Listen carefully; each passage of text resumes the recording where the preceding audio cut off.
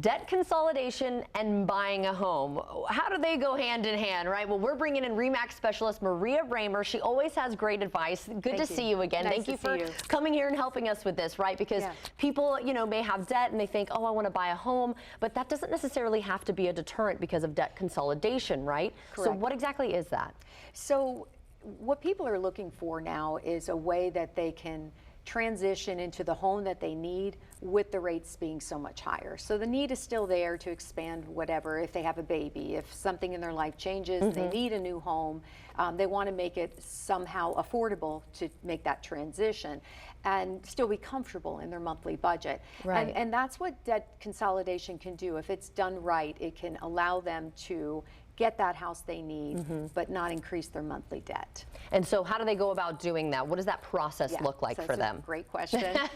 So how is the question? Yeah. So what you would do is you would look at your debt and assess it. Can you pay off credit cards? Sometimes people have multiple credit cards and they could pay that off out of the equity from their home, because a lot of people have gained a lot of equity while the market was really like full steam ahead, and so they've built a lot of equity and have those gains from over the past few years. Right. And so what they can do, instead of putting all that money down on the down payment of their house, target certain debt, credit cards, furniture loans, car loans, student loans, and utilize that to pay off their monthly budget, get that down some, put less money down on the down payment, but at the end of the day, their budget stays the same, and then they get into the bigger home that they need in that instance if they were looking for a bigger home. Now, is there a risk associated with this? Because that sounds great, right? Yes, there's always a but. So here's the but.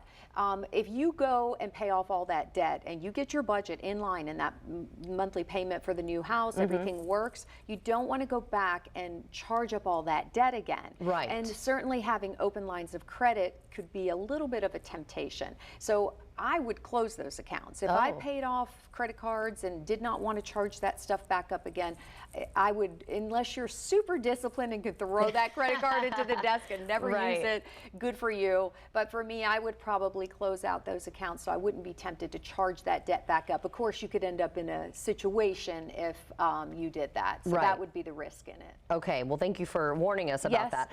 Is there another way, though, that we can lower our rates in the current market if people don't have a lot of debt they need to pay off? Yeah, that's a great question too. So the tools we're utilizing now with the higher interest rates are adjustable rate mortgages and buy downs. Those are the two key words that you're going to be hearing out there in the industry. And they're great. They help you get in at a lower payment, and then as the rate comes down, you can look at refinancing at a later time. And so those would be two really good tools for that. Okay, see, this is nice. She's giving us options. I like the sound of that. So is there a downside, though, in waiting for the rate to come down before you buy? Because people might be looking at the number thinking, it'll probably get better in a year or so. Yeah, and it's true, and I hear that all the time. People are always trying to guess the market, and I'll take all the mystery out of it for you right now. You cannot guess the market, ever. Not the stock market, not the housing market, not the interest rates. You cannot guess it. So go based on your need. If you need a house, buy a house. But the reality is we are still getting appreciation in the market. So that house a year from now is going to cost you a lot more money. So if it is a need that you have today, buy the house, lock in the price, and look at refinancing down the road. You always make it seem so easy. Thank you so much. But I know that's the 25 years plus that you've been in this industry, right? So if somebody is interested in gaining some of your knowledge, where can they go to learn more? MariaRaymer.com. All right. Always Thank you, Maria.